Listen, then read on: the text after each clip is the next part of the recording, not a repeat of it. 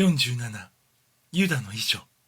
イエスが逮捕された直後に、ユダは大祭司の会計係から約束の銀30枚を受け取った。これで夢が実現するものと狂気したユダは、早速バラバを解放するために極利のところへ走った。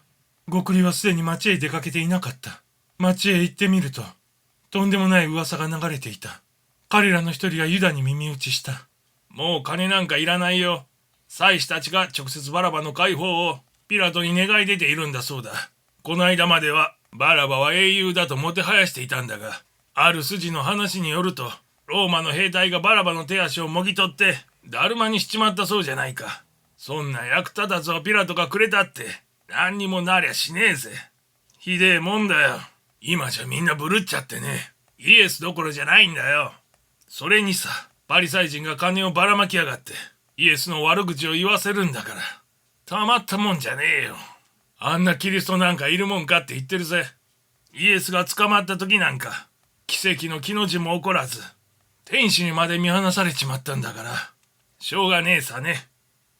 ユダは気違いのようになってエルサレム中を歩き回り、あらゆる情報を集めた。ついにユダはバルークのところへ行った。彼は大祭司の下僕と一緒に待ち受けていた。バルークは悲しげにバラバの不守備を嘆いてみせた。ユダはもどかしそうに尋ねた。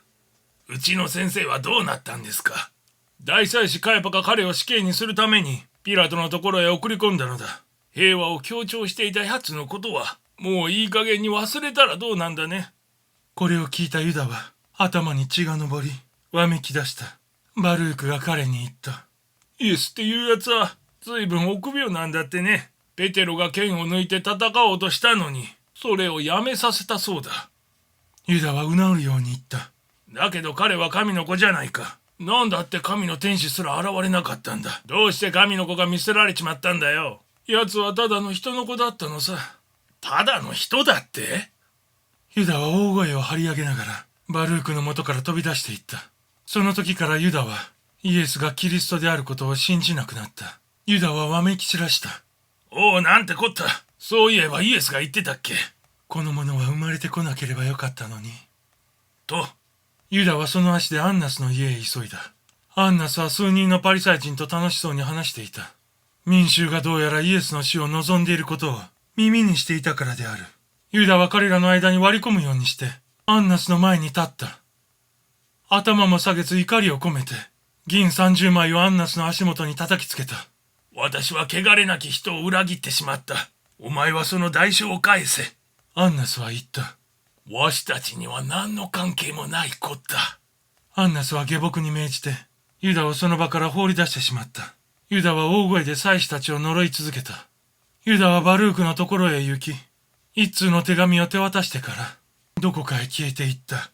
その中には次のように書いてあった。僕はイエスを心から愛していた。他のどの弟子よりも深く愛していた。ペテロやヨハネよりも愛していた。誰もイエスのために命を捧げようとはしなかった。みんな安全なところへ逃げてしまった。僕の命をイエスに捧げよう。イエスのいないこの世は僕にとって砂漠と同じだ。彼がただの人であっても僕は愛している。彼の遺書であった。その夜群衆がバラバの救済とイエスの死を求めて叫んでる頃、イスカリオテのユダはエルサレムから離れ、寂しいところで首を吊り自殺した。バルークが彼の死体を見つけ、銀30枚で投降の土地を買い埋葬した。銀30枚はまさに彼の血の値となった。